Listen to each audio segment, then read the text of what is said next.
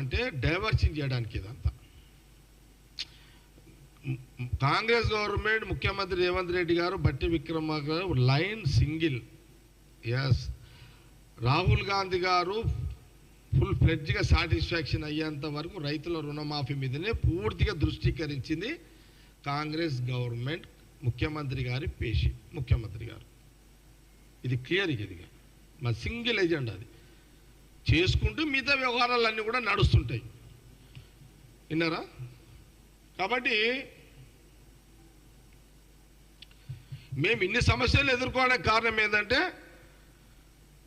చెప్పేసిన మీకు ఆల్రెడీ అదంతా.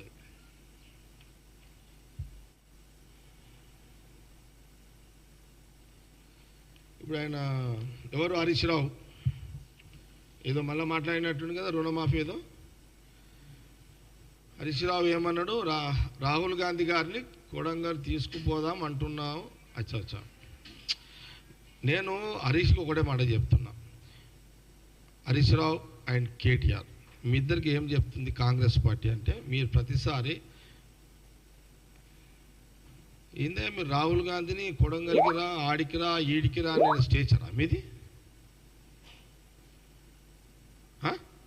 అంటే నువ్వు మినిస్టర్, మాజీ మినిస్టర్ అయితే నీకు స్టేచర్ వచ్చినట్ట? నేను పిల్లల తమాషా. అరే నువ్వు మీ మేనమామ హరీష్ నేను ఒకటే చెప్తున్నా, అట్లా రారా, నేను ఒకటే చెప్తున్నా. మీరు రాష్ట్ర విభజన కోసము మీరు కేసీఆర్ గారు, KTR and Harish Rao me family ఆయన అపాయింట్మెంట్ తీసుకొని ఎప్పుడు అపాయింట్మెంట్ ఇస్తే అప్పుడు పోయి కలిసే నాయకులు మీరు.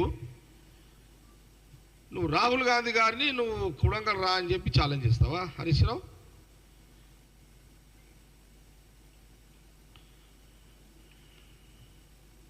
అది కాదు కదా. నువ్వు కూడా చూసుకో ఒకసారి.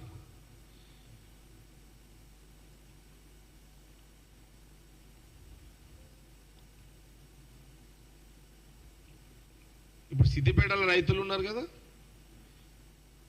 చెప్పు నీకు మా స్టేట్లో ఎవరు కావాలి? మా స్టేట్లో సీఎంను కూడా వదిలేసేయండి, డిప్యూటీ సీఎం కూడా వదిలేసేయండి. మా దగ్గర రైతు విభాగం మాకు కోదండ రెడ్డి గారు మాకు కిసాన్ సెల్ జాతీయ ఉపాధ్యక్షులు.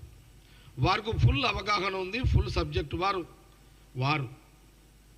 వారి అండర్లో అన్వేషిరెడ్డి రైతు విభాగం చైర్మన్. ఇప్పుడు రైతు సెల్ చైర్మన్ కూడా ఆయన్నే. ఆయనను సిద్దిపేటకు పంపిస్తాము. ఎవరిని? అన్వేషిరెడ్డి సిద్దిపేటకు పంపిస్తాము. నువ్వు కూడా సిద్దిపేటకు పో.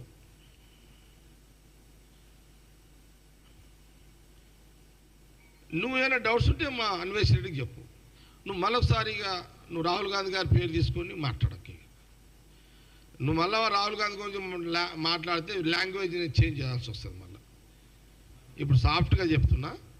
నెక్స్ట్ నువ్వు రాహుల్ గాంధీ గారి గడిగడికి నువ్వు ఆడికి రా, ఈడికి రా అని అంటే ఇక నేను లాంగ్వేజ్ చేంజ్ చేయాల్సి వస్తుంది అనే మాట హరీష్ రావు గారికి నేను మీడియా ద్వారా తెలియజేస్తున్నా.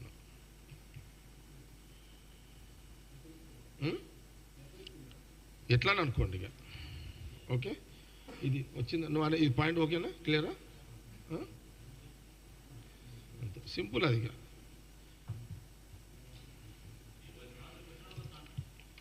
జరా